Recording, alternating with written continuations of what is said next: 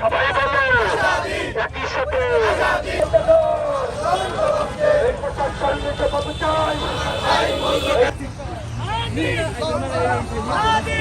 সালাম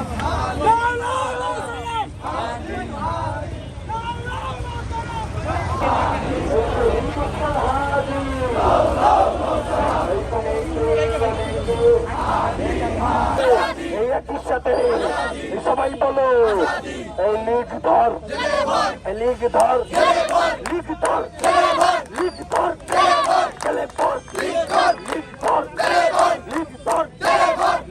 এবং অন্য যারা কর্মকর্তা আছে তাদের কাছে একটা মেসেজ পাঠাতে চাই, হাজী ভাইয়ের মতো যদি আর কেউ এরকম শহীদ হয় আমরা বলিষ্ঠ কণ্ঠস্বর করে আবার নতুন করে এই সরকারকে পতন করে বিপ্লবী সরকার গঠন করব। এবং হাজী ভাইকে যারা খুন করেছে ভারত কেন 24 মাটির নিচে গেলেও তাদেরকে দুমড়ে মুচড়ে উঠে বের করে তার বিচার প্রকাশ্য করতে হবে এবং এমন বিচার করতে হবে কোনো কান শুনে নাই, কোনো চোখ দেখে নাই এবং বাংলার জমিনে এমন কোনো বিচার হয় নাই।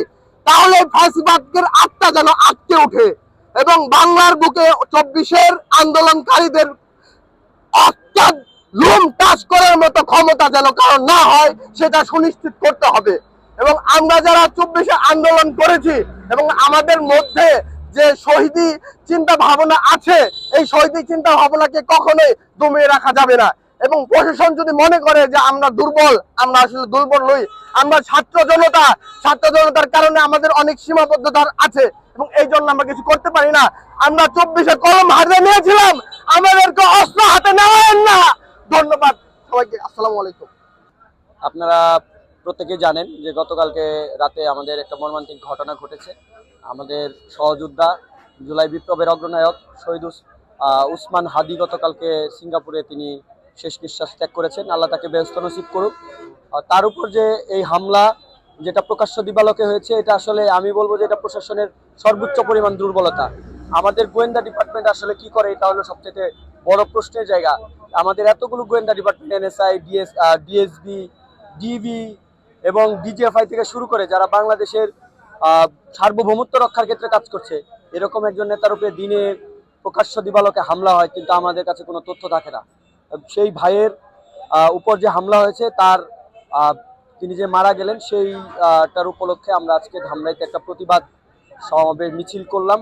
আর আমি দেশবাসীর কাছে আহ্বান জানাবো, সবাই যার যার জায়গা থেকে সবাই সতর্ক থাকবেন, কোথাও যাতে আওয়ামী লীগের নেতাকর্মী সুসংগঠিতভাবে আমাদের উপর হামলা চালাতে না পারে।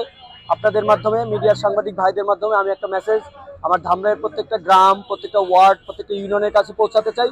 আপনারা দ্রুততম সময়ের মধ্যে সকল রাজনৈতিক ভেদাভেদ ভুলে গিয়ে আপনারা একটি বিপ্লবী পরিষদ গঠন করুন। সেখানে কে নেতৃত্ব দিবে এটা বড় বিষয় না, নিজেদের রক্ষার জন্য আমরা সকলে একত্রিত থাকতে চাই।